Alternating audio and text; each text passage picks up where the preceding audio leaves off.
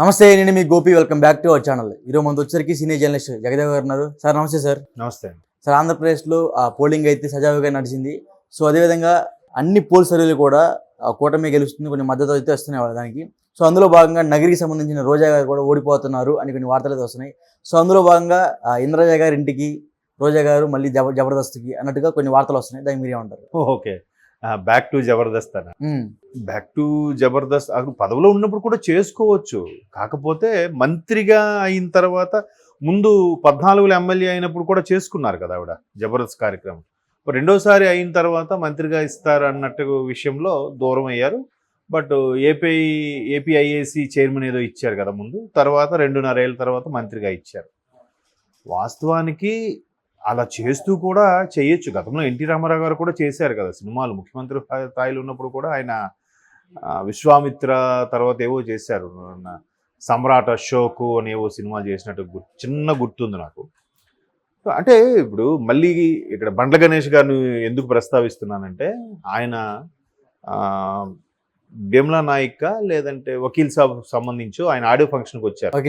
వకీల్ సాబ్కేనా వచ్చినప్పుడు, నేను అసలు పవన్ కళ్యాణ్ రాజకీయాల్లోకి వెళ్ళినాడు మళ్ళీ సినిమాలు చేసుకోవడం ఎట్రా అనే వాళ్ళకి నేను చెప్పేది ఒకటేరా లఫూట్ అనేవో అన్ని పదాలు వాడి బాగా ప్రాసలతో చెప్పాడు. వాస్తవం ఇప్పుడు అది వృత్తి, ఆయన ప్రొఫెషన్ పవన్ కళ్యాణ్ గారిది. ఇది రాజకీయాలు అనేది ఒక సేవ లేదంటే ఒక ప్యాషన్, ఇంకేదో వృత్తి ప్రవృత్తిలు కూడా ఉంటాయి కదా ఎవరికైనా, అలా చేసుకోవచ్చు. కాకపోతే రోజా గారిని కూడా గతంలో విమర్శించారు, ఆవిడ ఎమ్మెల్యే ఉండి ఇవి చేసుకోవడం ఏంటి అవి చేసుకోవడం ఏంటి అని. అలా ఇప్పుడు బిజినెస్లు చేయట్లేదా? రాజకీయాల్లో ఉండి బిజినెస్లు చేయట్లేదా? రాజకీయాల్లో ఉండి క్యాసినోలు మెయింటైన్ చేయట్లేదా? చెప్పండి. రాజకీయాల్లో ఉండి చాలా వ్యాపారాలు చేసుకుంటున్నారు కదా. అలాగే సినిమా కూడా వాళ్ళ ప్రొఫెషన్.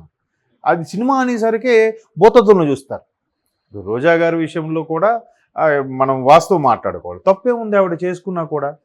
ఆవిడికి ఇప్పుడు ఏం చేస్తారు, అలా వెళ్తే ఆవిడ జబర్దస్త్కే అంకితం, ప్రజలను పట్టించుకోవట్లేదని అంటారు.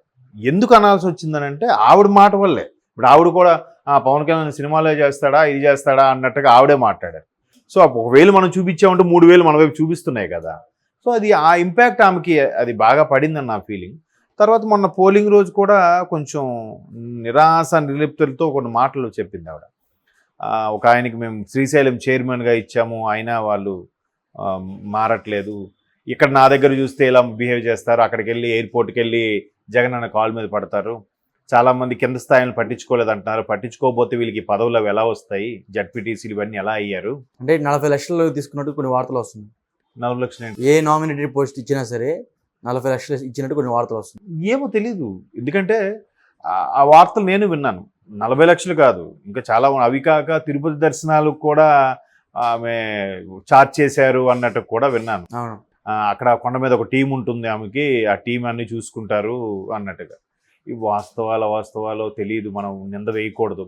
అయితే ఒకటి, ఇది ఒక కాసేపు నిజం అని అనుకుంటే దానికి రీజన్ కూడా నేను చెప్తాను. ఎందుకంటే జగన్మోహన్ రెడ్డి గారి ప్రభుత్వంలో ఏమైందంటే ప్రతిదీ మీట నొక్కడమే. మీట నొక్కితే లబ్ధిదారుడి ఖాతాలో పడిపోతుంది, బటన్ నొక్కడమే.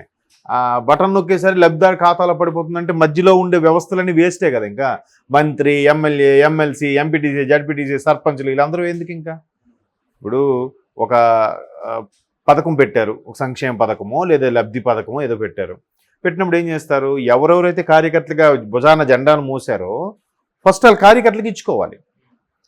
ఇచ్చేసి తర్వాత అంటే ఒక ఎమ్మెల్యే కానీ ఒక ప్రజాప్రతినిధి ఎవరైనా కానీ ఆ గ్రామంలో లేదా ఆ నియోజకవర్గంలో 1,00,000 ఓట్లు వస్తే ఆ 1,00,000 ఎవరైతే వేశారో వాళ్ళకే ఎమ్మెల్యే కాదు కదా. మిగతా 50,000 మందికి కూడా ఆయన ఎమ్మెల్యేనే.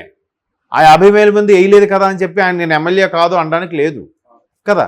కాబట్టి ముందు ప్రయారిటీ ఈ 1,00,000 మందికి, ఈ కార్యకర్తలకి, ఈ నియోజకవర్గం ఎవరైతే సిఫారసు చేశారో వాళ్ళకి ఆ పథకం ఇచ్చి తర్వాత మిగతా వాళ్ళకి కూడా పథకాలు యాడ్ చేసేలాగా పెట్టి ఒక ఆప్షన్ ఉండుంటే అప్పుడు స్థానికంగా ఉండే వాళ్ళకి వెయిటేజ్ ఉంటుంది. అలా కాకుండా ఈయన అదేం లేదు, తెల్ల రాష్ట్రంలో వాళ్ళు ఏ పార్టీ సంబంధం లేదు, ఎవరు లేదు, అందరికీ లబ్ధిదారులందరికీ వెళ్ళిపోతుంది అంటే ఇప్పుడు ఏమవుతుంది, వీళ్ళకి ప్రాధాన్యత పోయినట్టే కదా. ఇప్పుడు స్థానికంగా ఉంటారు.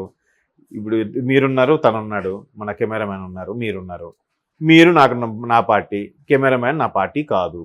అప్పుడు నేనేం చేస్తాను, ఫస్ట్ ప్రయారిటీ చెప్తాను మేనేజ్మెంట్కి, లేదు మన గోపికే ఫస్ట్ ఇవ్వండి, ఆయనకి ఇవ్వద్దు అని చెప్తాను.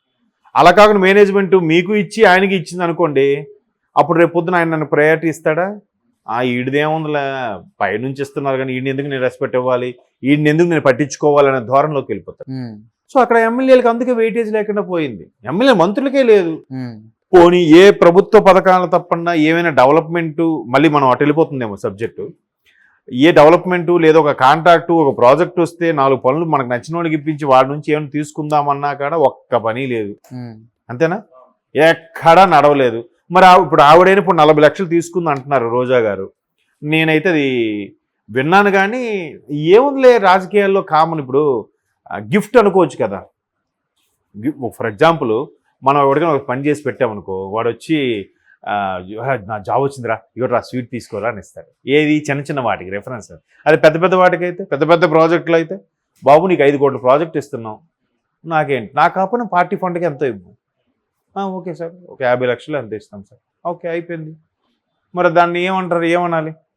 సో అలాగ పనులేమి లేనప్పుడు మరి ఇట్లాంటి వెతుక్కొని ఎవరెవరికి ఏవో చేయించి నామినేట్ పోస్టులన్నీ చేయించి డబ్బులు తీసుకున్నది తప్పదు కదా. ఎందుకంటే ఆవిడ ఎంతో ఖర్చు పెట్టి వచ్చి ఉంటుంది కదా. చాలా జనాలకి డబ్బులు పంచో లేదో నానా పోస్టర్లు, వెనక్కి తిరిగే మంది, వాళ్ళకి ఫుడ్డు తాగడాలు, తర్వాత వాళ్ళు తిరగడానికి పెట్రోలు, ఇవన్నీ కూడా ఉంటాయి కదా. మరి ఇవన్నిటికీ ఎవరిస్తారు పైసలు? స్పాన్సర్లు ఎవరు ఉంటారా? ఉండరు కదా. మరి ఆవిడ ఎలా సంపాదించుకుంటారు? అందుకని జనాల మీద దోచుకుంటున్నారా? అందరూ ఎవరు కాదని అంటున్నాను నేను. ఇప్పుడు ఆవిడ మీద ఎలిగేషన్ వచ్చింది, బట్ ఇప్పుడు ఆవిడకి ప్రొఫెషన్ అది, ఇండస్ట్రీ నుంచి వచ్చింది కాబట్టి ఆవిడ డ్యాన్స్లు వేసిన వీడియోలు కూడా ట్రోల్స్ చేస్తున్నారు. ఎందుకు చేస్తున్నారంటే ఆవిడ ఏదైతే గతంలో కొన్ని రకాలుగా నోరు పారేసుకున్నారో దాన్ని మైండ్లో పెట్టుకొని ఇవి ట్రోల్స్ చేస్తే చేయొచ్చు, కానీ ఆవిడ మళ్ళీ బ్యాక్ టు జబర్దస్త్ రావడం వల్ల తప్పు కాదని నా అభిప్రాయం. ఆవిడ ప్రొఫెషన్ అది. ఆవిడ ఉంటే మంచి హ్యాండ్, ఆవిడ ఉంటే కొన్ని సినిమాలు మంచి హిట్ అవుతాయి, ఆవిడ మంచి గోల్డెన్ లెగ్ అనే పేరు కూడా ఉంది ఆవిడకి. అలా ఉండబట్టే కదా జబర్దస్త్కి రావడం వల్ల అన్ని సంవత్సరాలు, ఎప్పుడు ఆల్మోస్ట్ 2012-13 స్టార్ట్ అయింది అది. అంటే 11 ఏళ్ళుగా నడుస్తుందా జబర్దస్త్. తర్వాత నాగబాబు గారు వెళ్ళిపోయారు, కానీ ఈవిడ మళ్ళీ స్టాండర్డ్గా ఉంది కదా. ఇప్పుడైనా ఎలక్షన్ ఇది రాజకీయాల్లో బిజీ అవ్వడం వల్ల, మంత్రి అవ్వడం వల్ల వదులుకున్నారు. మేబీ ఇప్పుడు జబర్దస్త్, ఎక్స్ట్రా జబర్దస్త్ 2 ఉన్నాయి. ముందు అనసూయ గారు కూడా ఏదో ప్రాజెక్ట్ అనో లేదంటే ఏదో పని ఉందో లేదో కన్సీవ్ అయ్యారనేదో మానేశారు. ఇప్పుడు రేష్మి వచ్చారు, ఆవిడ 2 చూసేది. మళ్ళీ అనసూయ గారు వచ్చాక జబర్దస్త్ ఆవిడకి ఇచ్చారు, ఎక్స్ట్రా జబర్దస్త్ ఈవిడ చేస్తారు. ఇప్పుడు ఇంద్రజా గారు కూడా ఉన్నారు కాబట్టి ఆవిడ్ని అకస్మాత్తుగా పొమ్మని అనలేరు కాబట్టి మేబీ జబర్దస్త్ రోజా గారు చేస్తే ఎక్స్ట్రా జబర్దస్త్ ఇంద్రజా గారు చేయొచ్చు. అది కాక ఇంకా శ్రీదేవి డ్రామా కంపెనీ అని చాలా ఉన్నాయి కదా. చాలా ఉన్న నేపథ్యంలో ఒకటి వాళ్ళు ఒకటి వీళ్ళు షేర్ చేసుకునేది ఉంటుంది. బట్ అంటే ఓవరాల్గా చూస్తే ఆవిడ ఏం తిన్నారు, ఏం చేశారు, ఎలాగో ఓడిపోతారు కాబట్టి. ఎందుకంటే మొన్న ఆవిడ ఇచ్చిన బయట కూడా అలాగే ఉంది. నాకు బాగా ఇక్కడ ఉన్న వాళ్ళే కింద వాళ్ళే వెన్నుపోటు పొడిచారు అన్నట్టుగా, అందరూ టీడీపీకే ఫేవర్గా సపోర్ట్ చేశారన్నట్టుగా మన మాటల్లోనే అర్థమవుతుంది. మళ్ళీ 5 ఏళ్ళకి రెడీ అవ్వాలంటే ఈలోగా మళ్ళీ ఏదో ఒకటి చేసుకొని సంపాదించుకోవాలి, ఖర్చు పెట్టడానికి రెడీ అవ్వాలి కదా.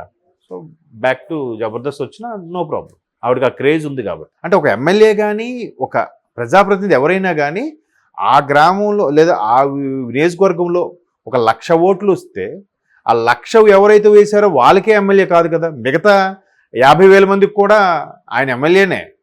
ఆ 50,000 మంది వేయలేదు కదా అని చెప్పి ఆయన నేను ఎమ్మెల్యే కాదు అనడానికి లేదు కదా. కాబట్టి ముందు ప్రయారిటీ ఈ 1,00,000 మందికి, ఈ కార్యకర్తలకి, ఈ నియోజకవర్గం ఎవరైతే సిఫారసు చేశారో వాళ్ళకి ఆ పథకం ఇచ్చి తర్వాత మిగతా వాళ్ళకి కూడా పథకాలు యాడ్ చేసేలాగా పెట్టి ఒక ఆప్షన్ ఉండుంటే అప్పుడు స్థానికంగా ఉండే వాళ్ళకి వెయిటేజ్ ఉంటుంది. అలా కాకుండా ఈయన అదేం లేదు, తెల్ల రాష్ట్రంలో వాళ్ళు ఏ పార్టీ సంబంధం లేదు, ఎవరు లేదు, అందరికీ లబ్ధిదారులందరికీ వెళ్ళిపోతుంది అంటే ఇప్పుడు ఏమవుతుంది, వీళ్ళకి ప్రాధాన్యత పోయినట్టే కదా. ఇప్పుడు స్థానికంగా ఉంటారు, ఇప్పుడు మీరున్నారు, తనున్నాడు, మన కెమెరామ్యాన్ ఉన్నారు, మీరు నాకు నా పార్టీ, కెమెరామ్యాన్ నా పార్టీ కాదు. అప్పుడు నేనేం చేస్తాను, ఫస్ట్ ప్రయారిటీ చెప్తాను మేనేజ్మెంట్కి, లేదు మన గోపికే ఫస్ట్ ఇవ్వండి, ఆయనకి ఇవ్వద్దు అని చెప్తాను. అలా కాకుండా మేనేజ్మెంట్ మీకు ఇచ్చి ఆయనకి ఇచ్చింది అనుకోండి, అప్పుడు రేపు పొద్దున ఆయన నన్ను ప్రయారిటీ ఇస్తాడా? ఈడిదేముందిలే, పైనుంచి ఇస్తున్నారు కానీ ఈయన ఎందుకు నేను రెస్పెక్ట్ ఇవ్వాలి. Okay sir, thank you sir.